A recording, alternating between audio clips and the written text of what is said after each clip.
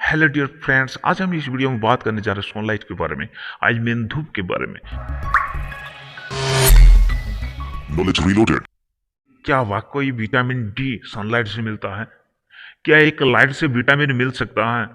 Answer is no, never. कभी नहीं हो सकता। एक लाइट से कैसे मिल सकता है विटामिन यार? कभी नहीं मिलेगा विटामिन। तो फिर लोग ऐसे क्यों कहते हैं? कई सारे साइंस किताब में ये भी लिखा है सनलाइट से विटामिन मिलता है, लेकिन ये कैसे संभव है? ये तो गलत है। गलत इसलिए है क्योंकि सनलाइट से हमको विटामिन डी नहीं मिलता है, बल्कि विटामिन का प्रोडक्शन में सनलाइट हेल्प करता है। ये आखिर कैसे, चलिए जानते हैं।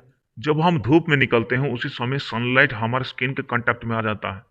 सनलाइट में बहुत प्रकार के रेडिएशन मौजूद है। उसमें से एक प्रकार का रेडिएशन है जिसका नाम है अल्ट्रावायलेट रेडिएशन। इसका भी टाइप है ultraviolet radiation A, ultraviolet radiation B, ultraviolet radiation C. Ultraviolet radiation C को ओजोन लेयर में ऑब्जर्व कर दिया जाता है। I mean ultraviolet radiation C ये हमारा पृथ्वी तक नहीं पहुंचता है। बस पहुंचता है तो ए ज़्यादा मात्रा में पहुंचता है, और कुछ अल्ट्रावायलेट रेडिएशन बी पहुंचता है। जब ये अल्ट्रावायलेट बी रेडिएशन स्किन को पेनेट्रेट करके अंदर जाएगा तो उसी समय स्किन में एक प्रकार का मैजिक शो होता है। वो मैजिक शो क्या है समझने वाले हैं आगे, लेकिन सबसे पहले हमको ये चमड़े का एनाटॉमी के बारे में समझना है। मतलब चमड़े के अंदर क्या क्या है उसको देखना है। तो चमड़े को जो काट कर दिखेंगे माइक्रोस्कोपिक नज़र में, तो हमको यहाँ पे इतने सारे लेयर से दिखाई देंगे।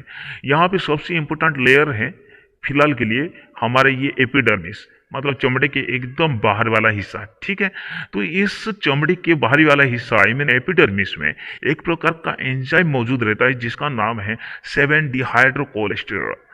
इस एंजाइम आई मीन इस केमिकल को कुछ चेंजिंग करता है ये अल्ट्रावायलेट बी रेडिएशन।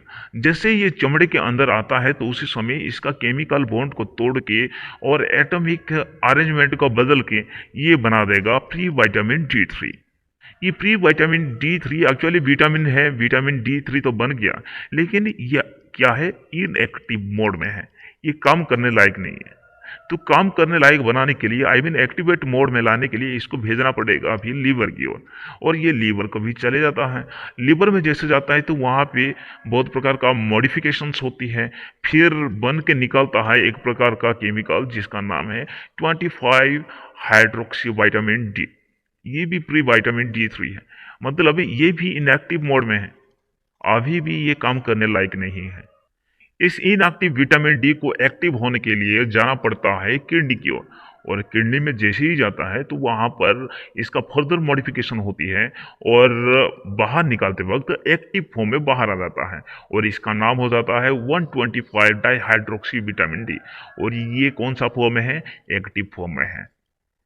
एक विटामिन डी को जो भी काम करना होता है वो सब काम को यही कर सकता है, ना कि हाइड्रोक्सी कोलेस्ट्रॉल कर सकता है, ना ही प्री विटामिन D3 कर सकता है, ना ही 25 हाइड्रोक्सी विटामिन डी कर सकता है।